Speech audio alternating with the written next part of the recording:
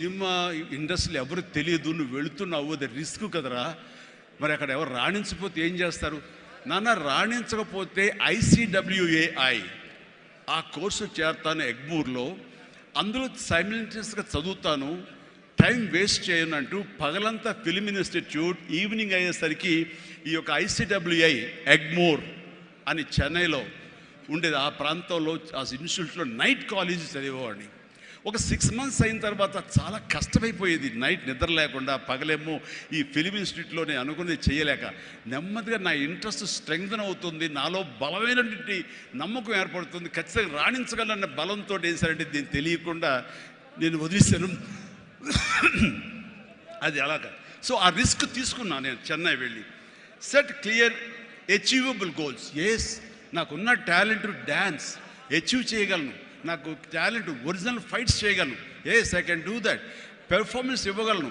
ఆ ఇవ్వటంలో పాటు ఒకే mass mass mass అంటే ఎప్పటికైనా బోరు కొడుతుంది. అలా కాదు, అంటే డిఫరెంట్ డైరెక్టర్స్ని నమ్ముకున్నాను నేను, డిఫరెంట్ కథలను నమ్ముకున్నాను. ఒక పక్క నుంచి ఖైదీ సినిమా చేస్తే, మరో పక్క నుంచి నేను మంత్రి గారి వియ్యంకునే సినిమా చేశాను. College students, young lad, love subject చేశాను. రెండు కలిపి ఒక వారంలో రిలీజ్ అయింది. మీరు కావాలంటే గతంలోకి వెళ్ళి ఆ ఖైదీ రిలీజ్, నెక్స్ట్ మంత్రి గారి వ్యంకుడు చూడండి. 1 week రెండు, ఒకటి సూపర్ డూపర్ ఫినామినల్ హిట్, ఒకటి సూపర్ హిట్ అయింది మంత్రి గారి వ్యంకుడు. ఆ తర్వాత శుభలేఖ, ఒక డిగ్నిటీ ఆఫ్ లేబర్, మన మహానుభావుడు విశ్వనాథ్ గారి డైరెక్షన్లో సినిమా చేశాను. ఆ తర్వాత ఇదే కాదు, చిన్నపిల్లల్ని అలరించేలాగా, ఇందులో చాలామంది చిన్నప్పుడు చూస్తుంటారు చంటి అబ్బాయి. ఆ సినిమా ఆ చేసిన ఆ ఫార్స్ కానివ్వండి, స్లాప్స్టిక్ కామెడీ కానివ్వండి, ఇప్పటికీ చాలామంది చెప్తుంటారు, వాళ్ళందరూ IAS ఆఫీసులో వాళ్ళు పెద్దవాళ్ళు అయ్యారు, వాళ్ళందరూ అయినా సరే చెప్తుంటారు.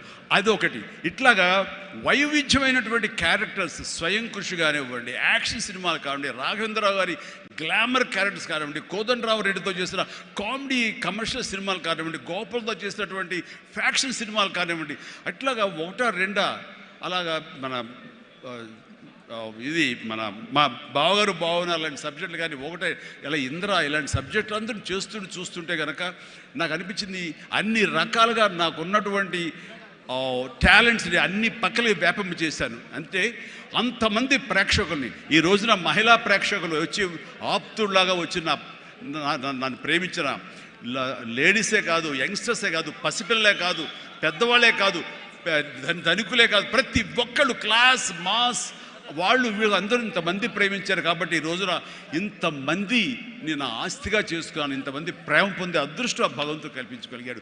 ఎందుకంటే నేను లిమిటేషన్స్ పెట్టుకోలేదు. ఆ రకంగా అది నాకు ఎంతో హెల్ప్ అయింది.